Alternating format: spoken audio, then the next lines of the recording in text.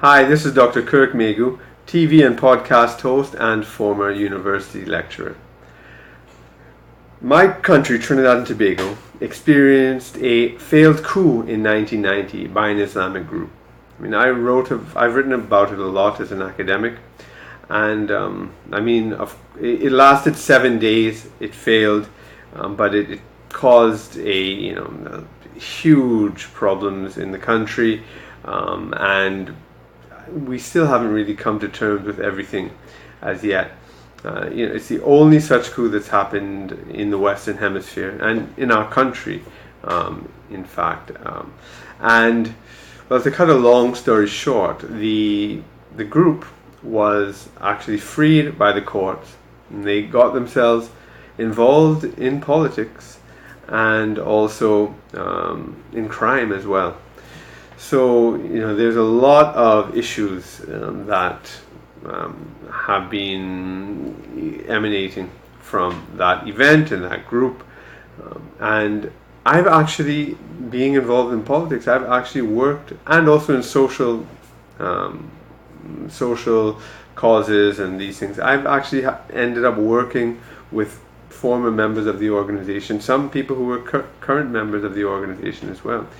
It was a great sort of moral and ethical dilemma I had to face, and the country faces these dilemmas, and what do you do with them after the court has freed them because of an amnesty that was promised, which ended the action.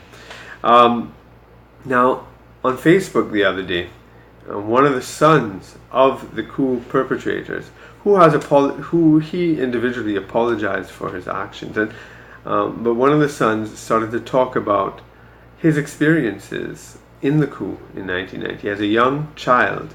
I don't know how young he was, but a toddler, I believe, maybe slightly older, but he would have been very young, and his witnessing of it, his experience of the aftermath of growing up with his father being one of them. He's been, and he's a very actually thoughtful street poet, an intelligent guy.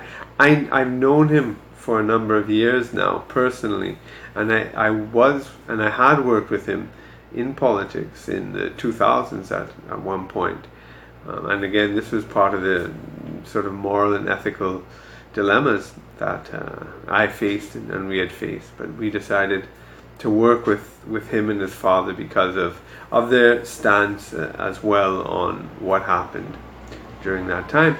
But anyways, so this young, intelligent, poetic, thoughtful person has been revealing a lot of things that he's not talked about before, which is very, very interesting.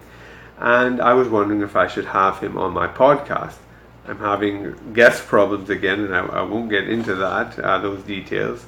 A lot of it is repetitive stuff on that guest aspect. But I came across him on Facebook today, and I'm in a dilemma right now on whether I should have him on to discuss his story or not. I haven't been in touch with him outside of the party, and when I was involved in the politics in 2007, it's only because of the party structure that I did participate. Personally, I have not done so on a personal level. So I don't know, I'd be interested to hear what you all think. Do you think that his story should be heard? Do you think it would be legitimizing the actions in any way? It would be interesting to hear what you have to say. I think I am going to reach out to him and speak to him. But before I make any formal invitation, any feedback from you guys would be very interesting and welcome. All right, thanks a lot. I'll talk to you tomorrow. Bye.